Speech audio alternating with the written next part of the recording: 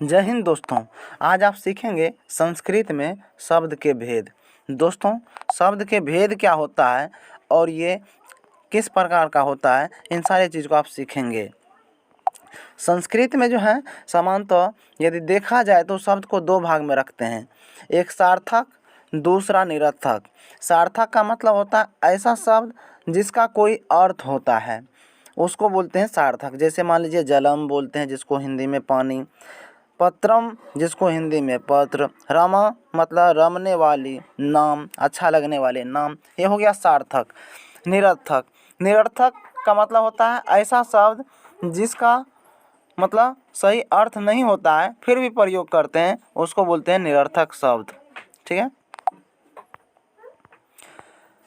जैसे खट, पट, जल, वल, ये सब हो गया आपका निरर्थक शब्द हो गया। ठीक है, अगला व्याकरण में जो है भले ही ये जैसे खट पट का कोई महत्व नहीं है, लेकिन इस शब्द का प्रयोग किया जाता है, अर्थहीन होने के बावजूद भी किया जाता है, इसलिए इसको निरर्थक कहते हैं। चलिए अब देखते हैं संस्कृत के अनुसार। संस्कृत के अनुसार जो है शब्द के तीन भेद होते हैं। संस्कृत के अनुसार शब्द के कितने भेद होते हैं? तीन भेद होते हैं। जैसे कि पहला हो गया आपका नाम, दूसरा धातु, तीसरा अवयव। ठीक है, तो नाम क्या होता है?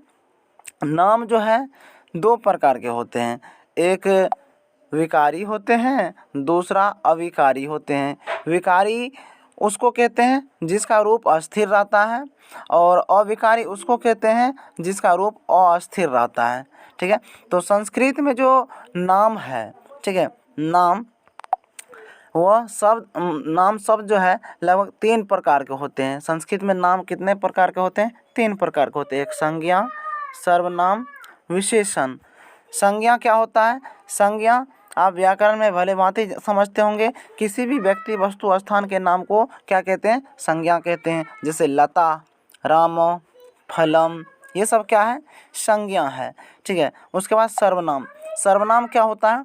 सर्वनाम जो है संज्ञा के बदले प्रयोग होने वाले शब्द को ही क्या कहते हैं? सर्वनाम कहते हैं। जैसे इदम मतलब यह, अस्मद मतलब मैं, या इनके अलावा ढेर सारे शब्द हैं। विशेषण, विशेषण जो इनका विशेषता बतलाता है उसी को क्या कहते हैं? विशेषण कहते हैं। जो इसका विशेषता बतलाता है उसी को क्या कहते हैं?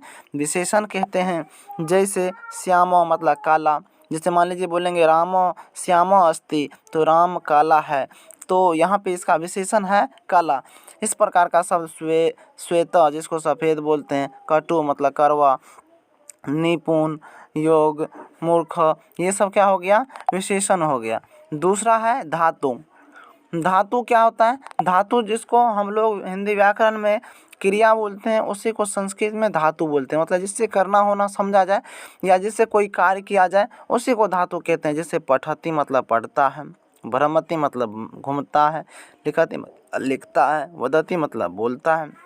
मतलब पठ, भ्रम, लिख, वद, ये सब क्या है? संस्कृत में धातु है। ठीक है, धातु जो है क्या होता है? संस्कृत में जो मूल क्रिया होते हैं वही धातु होते हैं। धातु से ही किसी भी प्रकार के क्रिया को मतलब बनाए जाते हैं। इनके विभिन्न रूप होते हैं। तीसरा है अवयव। अवयव क्या होता है?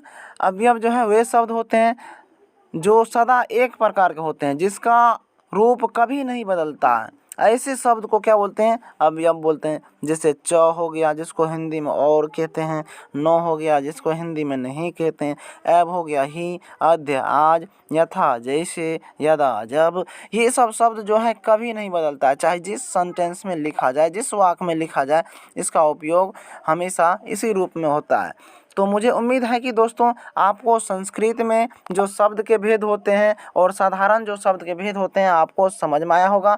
अधिक जानकारी के लिए वीडियो को लाइक करें, चैनल को सब्सक्राइब नहीं किए हैं तो सब्सक्राइब करें, अच्छी लगी तो दोस्तों के साथ शेयर ज़रूर करें। धन्यवाद।